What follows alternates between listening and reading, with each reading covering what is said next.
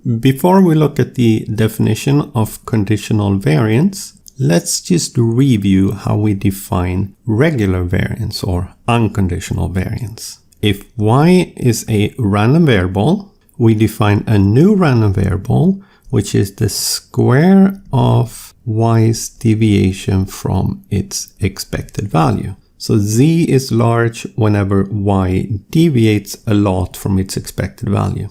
The variance of y is then simply defined as the expected value of z. If y often is far from its expected value, then z is often large and the variance will be large. The conditional variance is defined very similarly, but now I have two random variables and I want to define the conditional variance of y given x. We start in a similar way. We define a new random variable z. In this case, it's going to be the square deviation of y, not from its expected value, but from its conditional expectation. Similar argument, if y is close to its conditional expectation, then z is small, and vice versa. Keep in mind now that this is actually the difference between two random variables. We then simply define the conditional variance of y given x as the conditional expectation of z. How big is z on average if I know the outcome of x? That's what we mean by the conditional variance of y. Note that this is defined as a conditional expectation, and that means that the conditional variance is a random variable, just like the conditional expectation is. The unconditional variance is a number, while the conditional variance is a random variable. If I evaluate the conditional variance at a specific value of x, then it becomes a number. Let's write the conditional variance.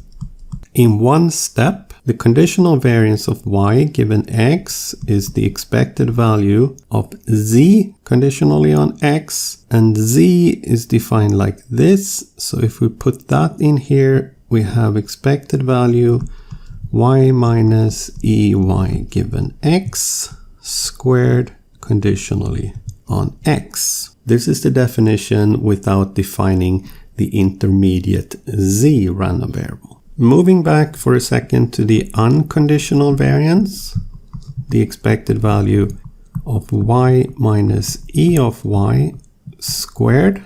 By expanding this parenthesis, we showed that this can be written as the expected value of y squared minus the expected value of y whole thing squared.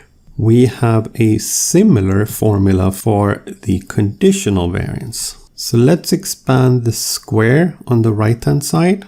It becomes expected value, the first term squared, y squared plus this term squared, expected value of y given x squared minus 2 times y times the expected value y given x, this whole thing conditionally on x.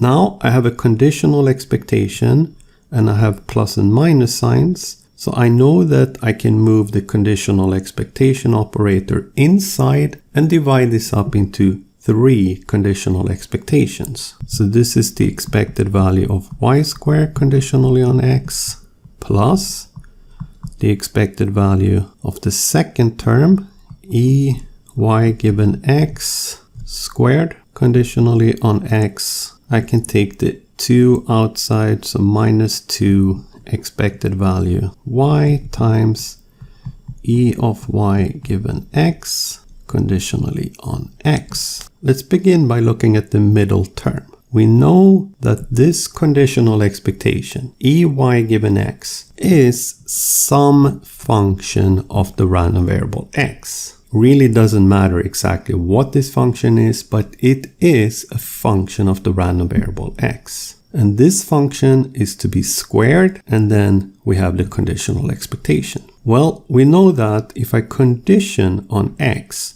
I can treat random variables in the parentheses as constants and move them outside. This whole thing is just a function of the random variable x. And if I condition on x, I can take the whole thing and put it outside. If we look at the third term, we have something similar. This part here is just some function of the random variable x. If I condition on x, I can take this term outside. I can't do anything with the y, clearly, because there's still randomness in y even when I condition on x. So this whole thing becomes expected value of y squared conditionally on x plus the term I take outside is the expected value of y given x squared. I'm left with the conditional expectation. Well, there's just a 1 left there, conditionally on x. There's nothing left but a 1 once I've taken out this term. For the final term, I have minus 2, take out this conditional expectation, and I'm left with the conditional expectation of y given x. The expected value of a constant is always that same constant. Doesn't matter if we condition on x or not, this is simply 1. For this final term, I have the conditional expectation of y given x twice, so this is expected value of y given x squared. I have one such term here, I subtract 2 terms here, so the whole thing can be written as expected value of y squared given x minus the expected value of y given x squared. Note that the second square here applies to the entire conditional expectation, so if you want to, you can add one more parenthesis just to make that absolutely clear. It's quite easy to remember this formula because it's so similar to the formula for the unconditional variance. The conditional variance of y and the unconditional variance of y. This is a relationship involving numbers. This is a relationship involving random variables. If you want to calculate the variance of y given x taking a specific value x, then you can easily do that using the formulas that we have for the expected value of a function of a random variable. So this would be the expected value of y squared conditionally on x equal to x. For example, if it's a continuous random variable, it would be an integral over y squared times the conditional density